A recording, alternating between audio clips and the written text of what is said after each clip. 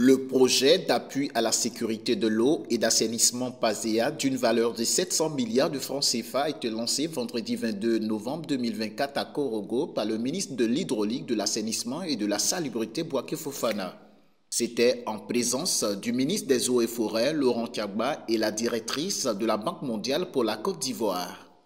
Cette initiative, financée par la Banque mondiale, vise à garantir un accès durable à l'eau potable et à des services d'assainissement pour les populations. C'est un programme important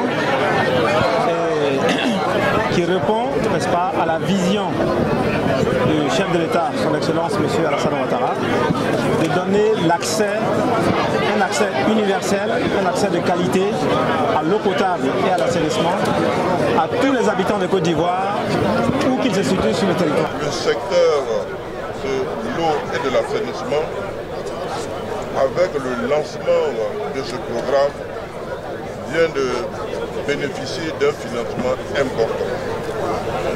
700 milliards de francs CFA, c'est un financement que nous n'avons jamais eu dans le secteur de l'eau, de l'assainissement et de la salubrité. Aujourd'hui, avec tous les plaidoyers et l'appui, n'est-ce pas, du président de la République, du Premier ministre, nous avons pu avoir ce financement de la Banque mondiale.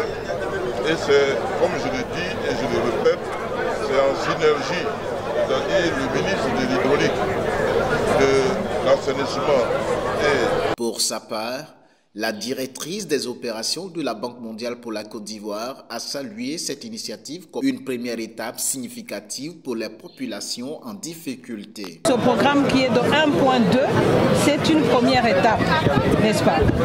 Mais une étape, comme vient de le dire le ministre, qui est extrêmement importante. Donc je voudrais d'abord faire ça et féliciter le gouvernement. Dans sa phase initiale, le PASEA couvrira les zones de la Bagoué, du Bonkane, du Folon, du Kabadougou, du Poro, du Tchologo, du Bafing, du Béré, du Gontougou, du Ambol et du Worodougou. Les phases suivantes seront étendues aux zones souffrant de stress hydrique ou de besoins urgents.